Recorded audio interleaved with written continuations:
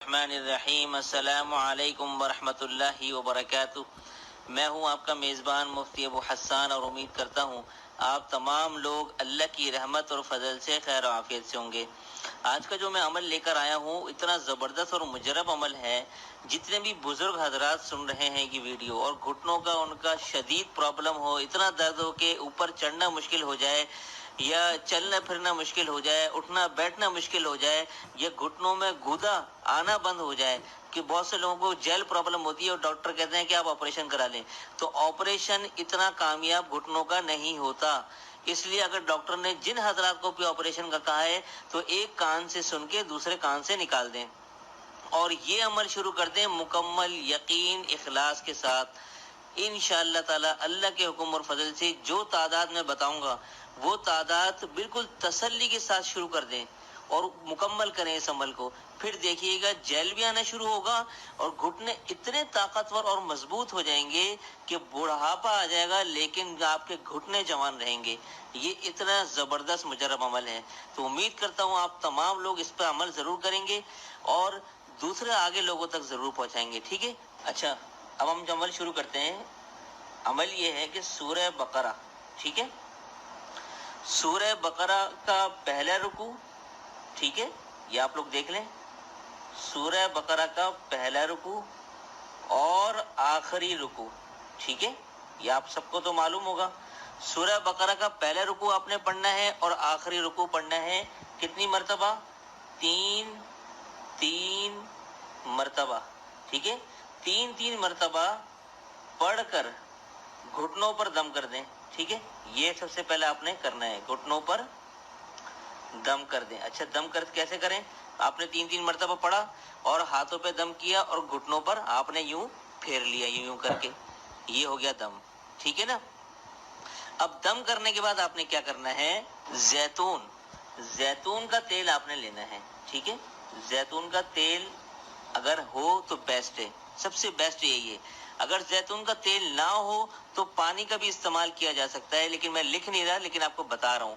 زیتون کا تیل لے کر، ٹھیک ہے، اس پر بھی آپ نے دم کرنا ہے، ٹھیک ہے، اس پر بھی دم کر کے، الگ سے دم نہیں کرنا بلکہ یہی جو آپ نے دم کیا ہوا ہوگا نا، یہ جو پڑا ہوگا، آپ نے زیتون کا تیل بھی لے لینا ہے اکٹھا کر کے، ٹھیک ہے، اپنے پاس رکھنا ہے، تو پہلے یہ پڑھ کے گھٹنوں پر بھی دم کر دیں خالی، اس کے بعد پھر الگ سے زیتون کے اوپر دم کر کے آپ نے گھٹنوں کی مالش کرنی ہے۔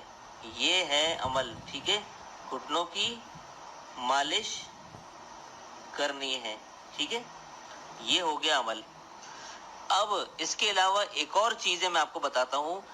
آدھا چمچ، یعنی آدھا چائے کا جو چمچ ہوتا ہے، ٹھیک ہے، سب سے بیسٹ یہ ہے اگر آپ یہ کر سکیں تو آدھا چائے کا چمچ زیتون کا، ٹھیک ہے نا، زیتون کا تیل دم کر کے پی لیں۔ یہ میں پورا لکھ رہا ہوں، یہ دیکھ لیں۔